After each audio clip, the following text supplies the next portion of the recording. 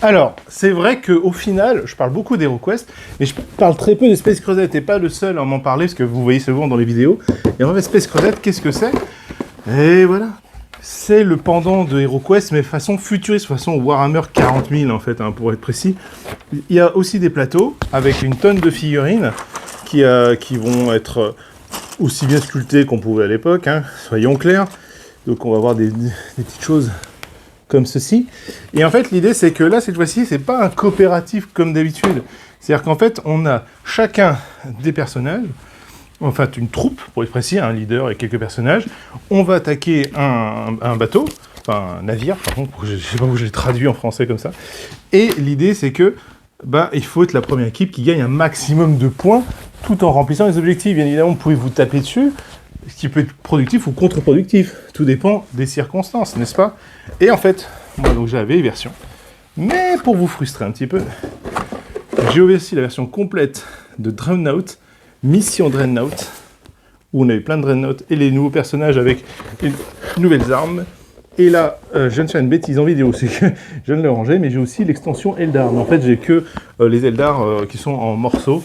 Donc, j'ai en fait tout ce qui existe dans Space Crusade. Et oui, parce que Space Crusade, il existe qu'en fait que la boîte de base et 2 extensions. Ouais, un peu triste quand même.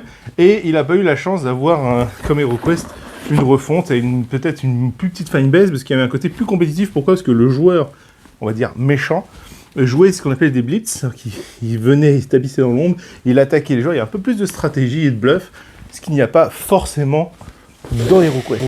Et j'en profite aussi pour montrer quand même les Eldar, hein, vous voyez, je les ai sortis un petit peu, pour ceux qui avaient connu ça, avec leurs différents pouvoirs psychiques. Oui, je fais tomber un truc en vidéo. Et en fait, avec des cartes qui leur sont propres, il y a beaucoup plus de choix. Voilà, et ils ont aussi des cartes événements supplémentaires qui se rajoutent et qui viennent mettre le bazar. Et j'en profite pour montrer justement les Tenfold Dungeon, qui sont en fait des petites boîtes qui peuvent permettre de ranger, etc. Pourquoi je montre ça? Parce que en fait, ça sert normalement pour le jeu de rôle. Vous voyez, on peut mettre dans tous les sens. On peut créer des couloirs si on veut à côté. Et en fait, l'idée, c'est que pour Space Crusade, si vous avez le jeu, sachez que ça change tout. C'est-à-dire qu'en fait, vous mettez ça, vous créez vos couloirs, vous faites un énorme dédale, sachant que ça, il y a des portes spéciaux, etc. Et vous mettez plus de pression à l'adversaire, ce qui rend le jeu super sympa. Plus de profondeur pour Space Crusade, pas mal, et surtout augmente le bluff et la difficulté. Ça, c'est super cool, je vous préviens, je l'ai testé, c'est génial.